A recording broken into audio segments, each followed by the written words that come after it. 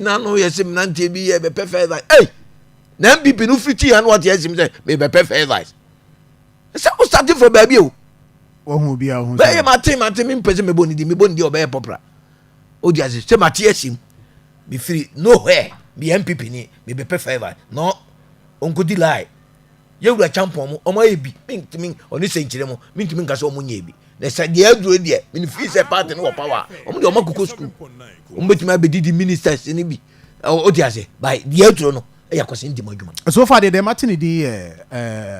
amofa janto na martin di oh so on the business man no obetimi party adwuma so asabrante na contest e bantuma oni fifi olusu eno dabi or inexperience ultimate nye party chairman ni on train party ni wa chairman ni wa on na ebe ati as regional chairman dabi on train why are the party for nimu no is that sana person na unye party guma biara party guma bia ni wa why be that o dia say from police station what that time near police station near world chairman constituency youth organizer,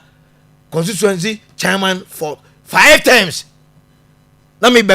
regional fair advisor. It should be contesting me. Man can say me pe chairman because me you then no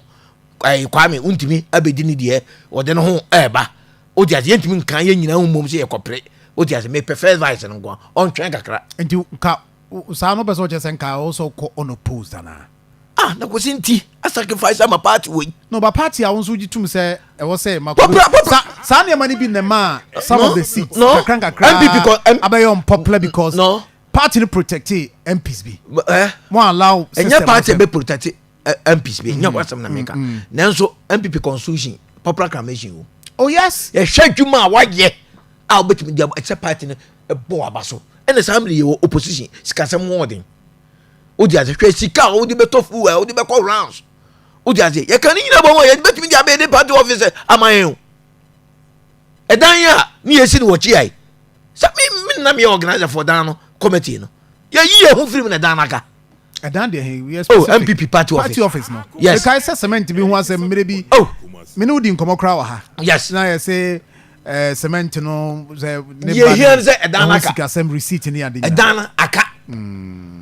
amofa chama area no land that's why a party in there na land no ade na ba bia ndisi office won nya ban dia some abandon tie bia na da bia dan say structure wo so untimi muntungu but abandon ye be koso ye be ye